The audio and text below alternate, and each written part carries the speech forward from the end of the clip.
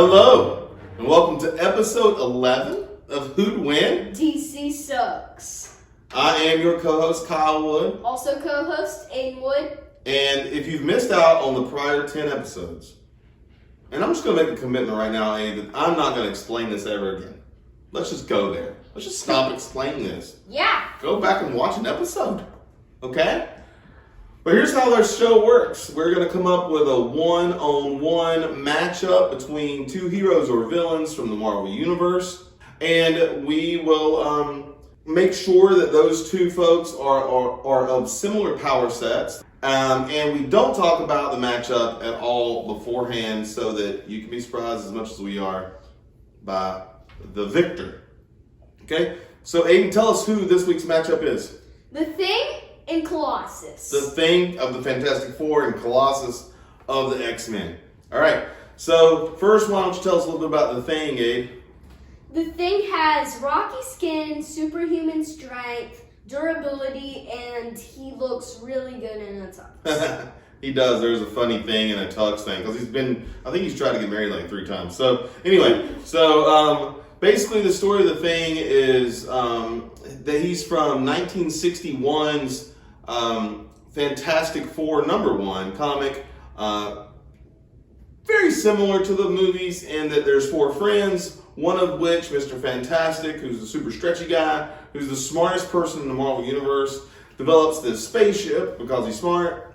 He needs his buddy Ben Grimm, who's the Thing, to fly it, and he takes his girlfriend and his girlfriend's little brother for some reason too. Because they had a lot of money. That's why it was. So they fly off into space. That's his why it was. They fly into space. They somehow get shot by cosmic rays, which the smartest guy in the universe couldn't predict, I guess. And they develop powers. The Thing develops super rock hard-ish skin and super strength. His super strength is said to be on a level like 6 or 7, depending on the source, and it only goes on a scale of 1 to 7 because it does. I don't know why. And he at various times has been turned back to human form, but he can't do it of his own volition. Okay, so he has had something happen to him, whether on purpose or not, that has turned him back into regular old Ben Grimm, but he can't do it when he wants to, and that's basically the story of Thing. He's the guy that really just wishes he could have a normal life because his 3 friends who got cool powers can and he can't. Yeah, sad. Yeah, that's kind of bum. That's a bum. All right, let's go. A little bit about Colossus. Okay. So Colossus has metal skin. Or organic steel, as I believe the term. Yes. Whatever that is. He has superhuman strength also.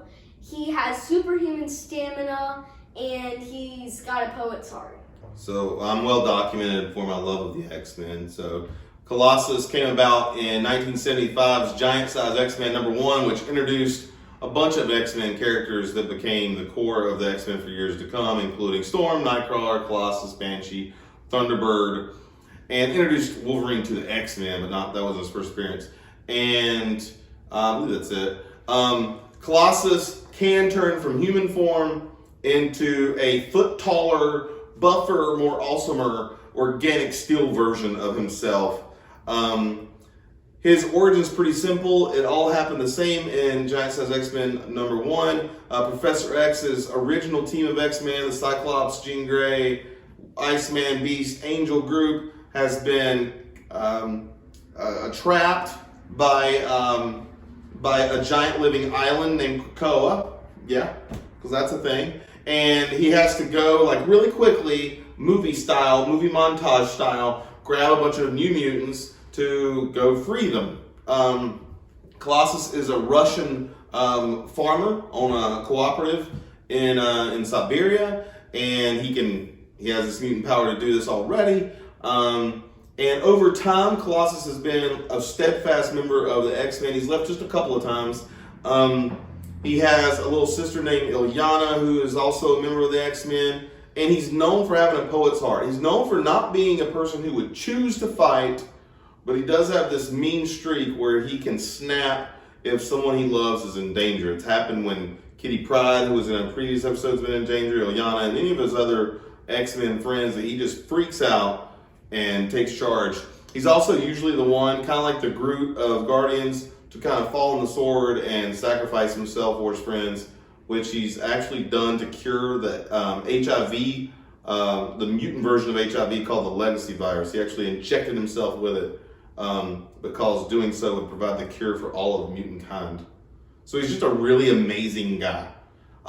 He's super nice. Super nice, but super insane. freakishly strong, okay? So I don't know how to display how strong these two are, Abe.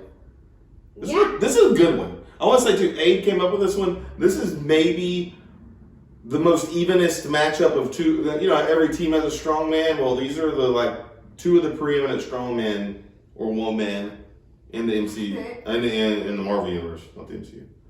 Are you ready? Yeah, I think I am. I'm kind of worried about this one. I have a pretty good point. Okay, let's do it. Ready? What's it again? Cap, Thor, Iron Man, shoot, Colossus! Colossus!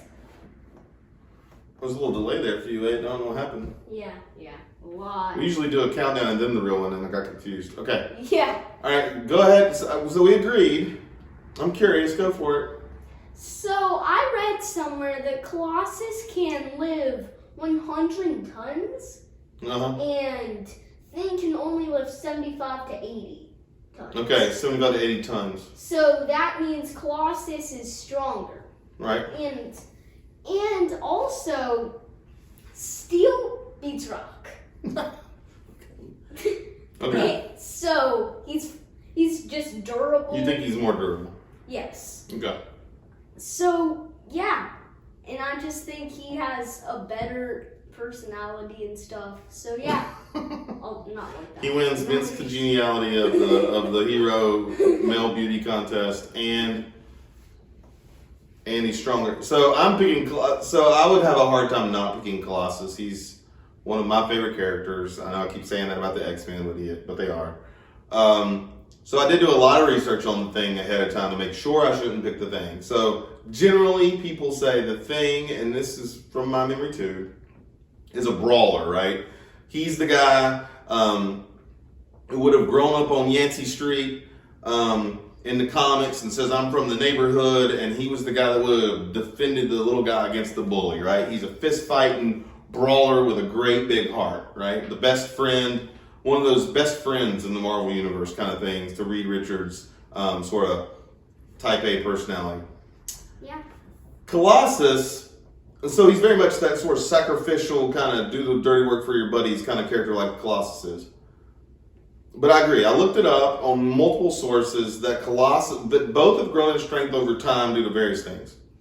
Colossus seems to have grown more in strength over time, even if you subtract the brief time when he had Juggernaut's powers. If you subtract that, he's grown in strength over time to where, yes, he's measured at over 100 tons. So then I would think that we know that the Thing has fought the Hulk a bunch of times, and the Hulk always just plasters him. But we know that the Hulk has like an immeasurable strength. Yeah, like a lot of strength. Greater than 100 tons, much greater than 100 tons, which is on that scale of 1 to 7 I refer to is number 7. That scale came from a Marvel Comics trading card set from the early 90s and has been prevalent, well, perhaps before, but definitely since. Colossus is a level 7, so then, and Thing is sometimes a 6, sometimes a 7. I have seen, though, that Colossus' durability is greater. I also know that Colossus is more agile. The Thing is a big rock guy, and Colossus isn't this big metal oaf. Okay? Then I go to fighting ability, and I see that the Thing is a street brawler. He's not a street baller. He doesn't have a jump shot. He probably can't even dunk. But Colossus has been trained through the X-Men and the Danger Room. Okay, so was he a brawler growing up like the Thing? Probably not. But he is also known to have always been a big, strong guy without being in his metal form. So it's not like he's just this big, strong rock guy. So he's a fighter too. So I'm giving the edge to Colossus because I think he's a little stronger and he's a little more durable. I've seen him go toe-to-toe with the Hulk and fare better than the Thing. And I think his fighting ability is at least as good. I will say that Colossus has beaten the Thing before, but he did have. That was when he had Juggernaut's helmet. Oh, okay. Okay, he did have Juggernaut's helmet for a little bit. But Thing did knock it off. Okay. All right, so we agreed this time, so what do? I say we still bring in the tiebreaker just to see what he says. All right, seems like we do that every time, so tradition, I guess. Come in here, Kieran!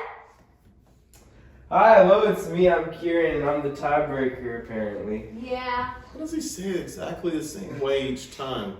Well, we're not scripted, so. We aren't. So why does he say it exactly the same way each time? Anyway, so, we're doing the Thing from the Fantastic Four, Colossus from the X-Men, and we wanted to hear what you had to say. Well, you guys agreed. We did. I didn't want to say so, but yes, we did agree that Colossus would win. I'm gonna have to say the same. He's never disagreed with us when we've agreed. I thought you were gonna say Thing. I thought so too. Really? Mm-hmm.